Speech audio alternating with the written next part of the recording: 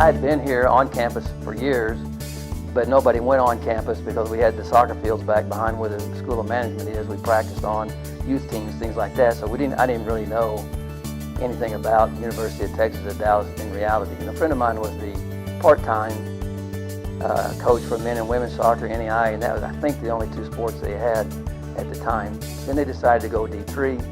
I came June 1998. Mary Walters was the director of rec sports, which included athletics, so we didn't have a split in the athletic department from rec sports. She did both jobs.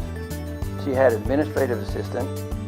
They had hired a men's, Ray Farrell, a men's basketball coach, and he was also assistant AD or associate AD in charge of marketing.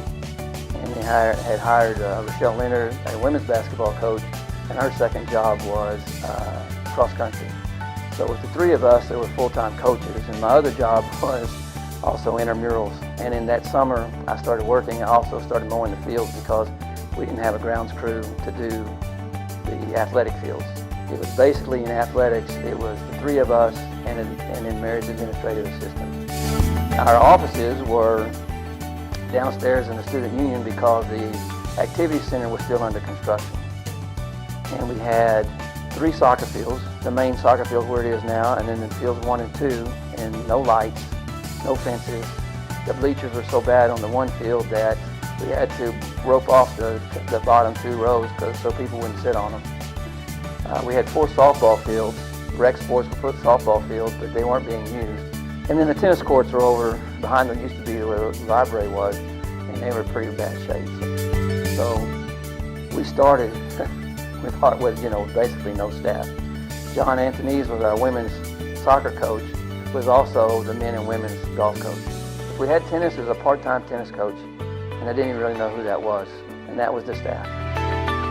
Everybody did everything.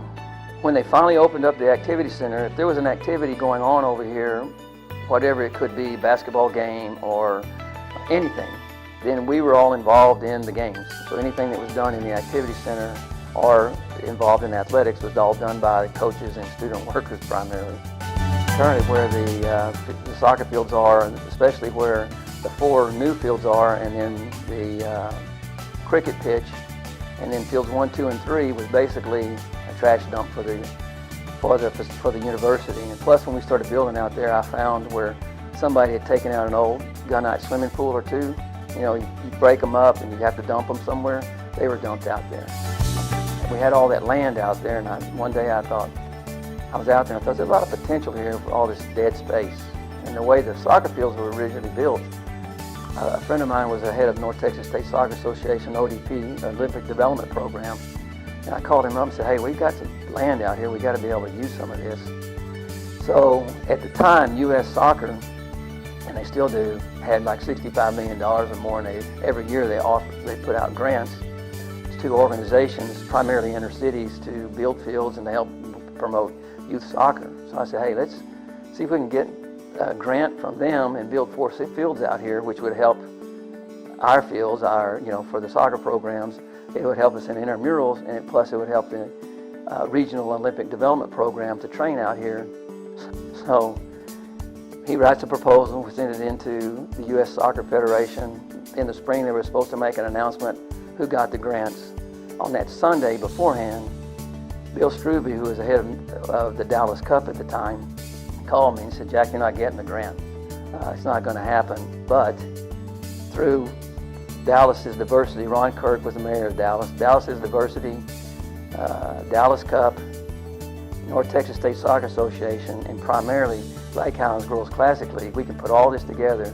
We can build the fields at UTD and bring all these groups in together and do that. So we had a meeting with Dr. Jennifer, and Ron Kirk had either contacted him or written him a letter, and Dr. Jennifer said, just make it happen.